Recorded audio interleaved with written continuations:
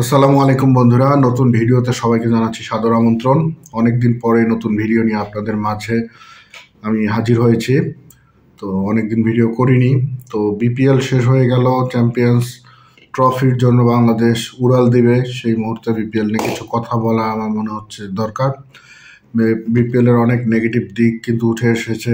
মাঝখানে এনসিএল টি20টা হয়েছে, যেটা বলতে হবে যে অনেক বছর পর বাংলাদেশ ক্রিকেটে ভালো একটা টুর্নামেন্ট বলতে যেটা বোঝায়। বিপিএল এর থেকে কিন্তু কম্পিটিটিভ টুর্নামেন্ট হয়েছে এনসিএল টি20, যেটার স্কোয়াড নিয়ে হচ্ছে আমার চ্যানেলে কিছু স্কোয়াড নিয়ে কিছু ভিডিও ছিল, আর বিপিএল এর টিমগুলো কীরকম হবে সেটা নিয়েও কিছু ভিডিও ছিল। তো বিপিএল কম্পারেটিভলি আসলে যতটা হাড্ডাহাড্ডি হওয়ার কথা ছিল, টিমগুলো অতটা স্ট্রং হয়নি, যে কারণে কিন্তু আসলে মূলত দুইটি দলই কিন্তু আসলে ফাইনালে যাওয়ার মতো ছিল। বরিশাল, ফরচুন বরিশাল, এছাড়া হচ্ছে রংপুর রাইডার্স। যদিও রংপুর রাইডার্স হচ্ছে শুরুর দিকে ভালো স্টার্ট করেও প্রথম দিকে 8টা ম্যাচ জিতেও কিন্তু লাস্টে পরপর 5টি ম্যাচ হেরে কিন্তু তারা টুর্নামেন্ট থেকে বিদায় নিয়েছে। কোয়ালিফায়ার থেকে না, এলিমিনেটর থেকেই বাদ পড়ে গিয়েছে তারা। এছাড়া আমরা যদি ফরচুন বরিশালের কথা বলি, তারা কিন্তু থ্রু আউট দ্য টুর্নামেন্ট কিন্তু শুরু থেকে ভালো খেলেছে। মাঝখানে কিছুটা রংপুরের সাথে 2টি ম্যাচ হেরেছে। এছাড়া কিন্তু তাদেরকে যে ধরনের টিম তারা ছিল, স্ট্রং টিম গঠন করেছিল। কোনো জায়গায় কিন্তু আসলে ডেভিড মালান থেকে শুরু করে কাইল মায়ার্স, শাহিন আফ্রিদিকেও তারা নিয়ে এসেছিল, যদিও খুব একটা ভালো কিছু করতে পারেনি। এছাড়া মোহাম্মদ আলী লাস্টের দিকে এসে ভালো সাপোর্ট দিয়েছে। বিপিএল এর সব দিকে রানের দিক থেকে বা ছয়ের দিক থেকে অনেক রেকর্ড হয়েছে। তবে বিপিএল এর এই রেকর্ডের পিছনে কিন্তু কিছু কারণ রয়েছে। শুরুর দিকে আমরা বিপিএল এ দেখতে পেরেছি যে মাঠের দৈর্ঘ্য একেবারে ছোট করা হয়েছে। 56 মিটারেও অনেক ক্ষেত্রে আমরা দেখেছি যে 6 হয়ে যাচ্ছে, 56 মিটার 54 মিটারে, যেটা কিন্তু আসলে ইন্টারন্যাশনাল স্ট্যান্ডার্ড ছিল না। এছাড়া আরও কিছু ক্ষেত্রে কিন্তু আসলে মাঠের সমস্যা আমরা কিন্তু দেখতে পেরেছি। যদিও ফ্ল্যাট উইকেট ছিল বিপিএল এ, সাধারণত মিরপুরে ফ্ল্যাট উইকেট থাকে না, কিন্তু ফ্ল্যাট উইকেট কিন্তু মিরপুরে প্রথম রাউন্ডে ছিল। এরপরে সিলেট, চিটাগাংয়ে বড় মতো ভালো উইকেট ছিল।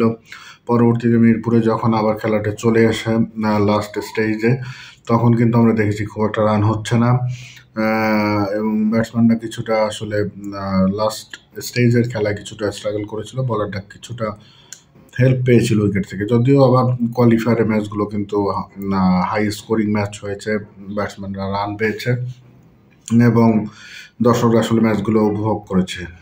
সব কিছু দিক থেকে আসলে ভালো মন্দ মিলিয়ে বিপিএল প্রতি বছরই হয়। ফিক্সিংয়ের কিছু আলামত থাকে, এবারও তার ব্যতিক্রম হয়নি। বড় হোয়াইটের কথা বলতে পারি, বা ইচ্ছাকৃত নো বলও অনেক ক্ষেত্রে মনে হয়েছে।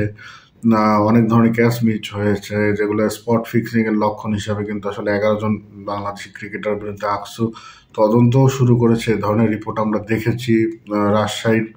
দুরন্ত রাজশাহীকে আমরা দেখেছি আসলে তাদের ফ্র্যাঞ্চাইজির যে ওনার, তার ওনারশিপ কেমনভাবে পেয়েছে সেটা নিয়েও একটা বিতর্ক হয়েছে। তার পাওয়ার কথা ছিল কিনা, বা সে দেখা যেতে পারে যে হোটেল মানি দিতে পারেনি, প্লেয়ার্সদের টিএডিএ দিতে পারেনি, এছাড়া এখন পর্যন্ত সে টাকা পরিশোধ করতে পারেনি প্লেয়ারদের। এই ধরনের অনেক বিতর্ক ছিল। যদিও উইকেটটা ভালো ছিল, এই কারণে বিপিএলটা কিন্তু আসলে অনেক মাঠের বাইরে সমস্যা থাকলেও এগুলো উঠে গিয়েছে। এছাড়া আমরা চিটাগাং কিংসের ক্ষেত্রেও দেখেছি কিছু প্লেয়ারের পেমেন্ট দেওয়ার ক্ষেত্রে কিন্তু তাদের গড়িমসি, যেটা মিডিয়ায় এসেছে। এছাড়া তাদের শুরুর দিকে যে হেলমেটগুলো নিয়ে আসা হয়েছিল একেবারে মিডিয়া চলে এসেছে। গুলিস্তান থেকে হেলমেট কিনে কিন্তু আসলে জাস্ট হেলমেটে তাদের কোনো স্টিকারও ছিল না, জাস্ট কাপড় পেঁচিয়ে কিন্তু প্লেয়ারদের নামতে হয়েছে, যেটা কিন্তু আসলে লজ্জাকর বিষয়। এর আগেও এই ধরনের ঘটনা আমরা বিপিএলে দেখেছি, বা কিছু বিদেশি লিগেও মাঝে মাঝে দেখা যায়, যেটা আসলে কাম্য নয়। অনেক ক্ষেত্রে প্যাডের ক্ষেত্রেও দেখা যায় যে কাপড় পেঁচিয়ে হয়তো ওই টিমের যে কালার জার্সি, সেই কালারের হয়তো জার্সি টাইপের হয়তো কাপড় পেঁচিয়ে হচ্ছে প্লেয়াররা খেলছে, যেটা আসলে একেবারেই কাম্য নয়। এবং এত বছরও বরিশাল, যদি বলি যে বরিশাল বা রংপুর যারা খেলছে তাদেরও কোনো ইনফ্রাস্ট্রাকচার গড়ে ওঠেনি, বিসিবি থেকেও কোনো উদ্যোগ হয়নি। হোম অ্যান্ড অ্যাওয়ে ভিত্তিতে যে ক্রিকেটটা হওয়ার কথা সেটাও এখন পর্যন্ত আমরা দেখতে পারিনি। 3টি ভেন্যুতেই হচ্ছে। আমি এটারই একটা ভিডিও করেছিলাম বিপিএলে যে ভেন্যু সংখ্যা বাড়বে কিনা। আমরাও জানতাম ভেন্যু সংখ্যা বাড়বে না, প্রতিবারই একই কথা বলবে যে এবার আমরা চেষ্টা করেছিলাম হয়নি, নেক্সট বারে একটি ভেন্যু বাড়ানোর চেষ্টা করব এবং আগামীবারও এটা হবে না, এটা ধরে নিতে পারেন। যদিও রংপুর এবং বরিশালের কাছ থেকে কিন্তু আসলে অনুরোধ যাচ্ছে, এর আগেও এরকম অনেক অনুরোধ গিয়েছে।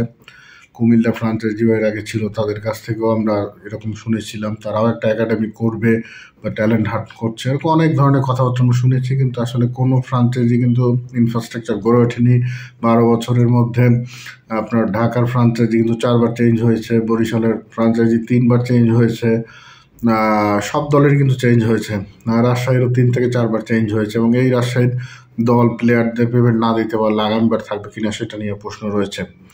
তো এত কিছু এবং আমরা যদি বলি যে আসলে খেলার যে প্রোডাকশন কোয়ালিটিও কিন্তু গতবারের থেকেও লো কোয়ালিটির প্রোডাকশন ছিল আমি বলবো, এবং কমেন্ট্রি বক্সে আসলে ভালো কোনো ধারাভাষ্যকার আনতে পারেনি ড্যানি মরিসন ছাড়া এবং ড্যানি মরিসন ছাড়া কিন্তু ভালো কোনো কমেন্টেটরকে আমরা শুরুর দিকে মানে বিপিএল এর শেষের দিকে পেয়েছি বা মাঝ পথে পেয়েছি, এছাড়া কিন্তু স্টাবলিশড কোনো কমেন্টেটর কিন্তু ছিল না। যারা ছিল বাংলাদেশি আতার আলী, শামীম আশরাফ বা মাঝহারুদ্দিন অমিন এই টাইপের সমন্বয় ঘোষেরা ছিলেন।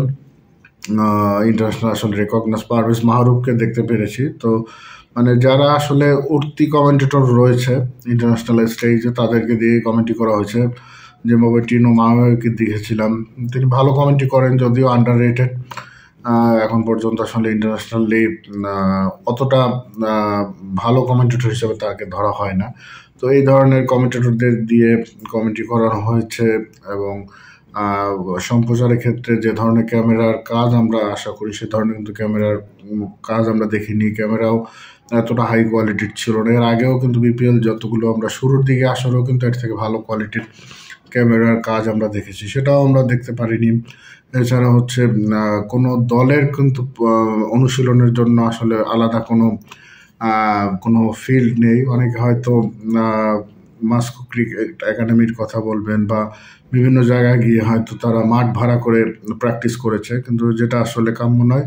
বিপিএলের আদলটা যদি সম্পূর্ণভাবে চেঞ্জ করতে হয়, প্রতিটা টিমেরই হচ্ছে বিভাগীয় শহরে হচ্ছে একটি করে একাডেমি থাকা উচিত, তাদের প্লেয়ারদের প্র্যাকটিস করার জন্য জিম এছাড়া হচ্ছে সুইমিং পুল এই ধরনের ফ্যাসিলিটিস থাকতে হবে এবং বিপিএলকে আসলে ছড়িয়ে দিতে হলে বা দেশের ক্রিকেটকেও যদি এই ফ্র্যাঞ্চাইজিগুলোর মাধ্যমে আমরা আসলে বিভাগীয় পর্যায়ে ক্রিকেটগুলোকে বা জাতীয় লিগকেও যদি আমরা আসলে রেকগনাইজ করতে চাই বা আরেকটু যদি উপরের ধাপে নিয়ে যেতে চাই, তাদের পৃষ্ঠপোষকতায় কিন্তু আসলে সম্ভব, কিন্তু ওই ধরনের কিন্তু আসলে পৃষ্ঠপোষকতা ফ্রাঞ্চাইজির ক্ষেত্রেও দেখা যাচ্ছে না বা বিসিবি থেকেও কোনো উদ্যোগ দেখা যাচ্ছে না।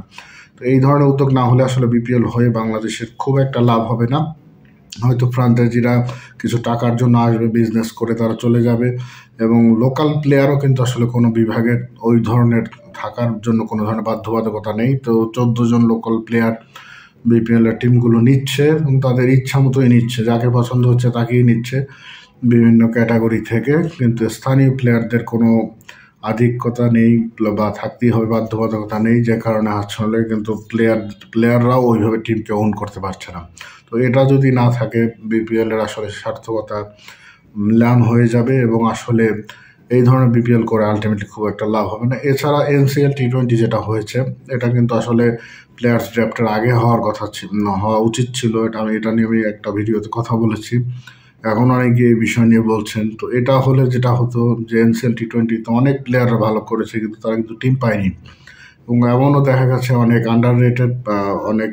আন্ডাররেটেড প্লেয়ার বলি বা একটু বিলো কোয়ালিটির প্লেয়ার বলি তারাও কিন্তু আসলে দল পেয়েছে এবং অনেকের বিরুদ্ধে অভিযোগ উঠেছে। রাজশাহীর ক্ষেত্রে তো ডিরেক্ট অভিযোগ উঠেছে যে তাদের ম্যানেজমেন্ট আসলে টাকার বিনিময়ে প্লেয়ারদের আসলে টিমে ভিড়িয়েছেন, এরকম 2-1 প্লেয়ারের নাম উঠে এসছে। যদিও জাতীয় লিগেও এটা হরহামেশা ঘটছে এবং একজন নির্বাচকের বিরুদ্ধে কিন্তু এই ধরনের একটা প্রশ্ন উঠেছে এবং তিনি কিন্তু অলরেডি জাতীয় টিমের হচ্ছে নির্বাচক, তিনি কিন্তু অলরেডি রিজাইন দিয়েছেন।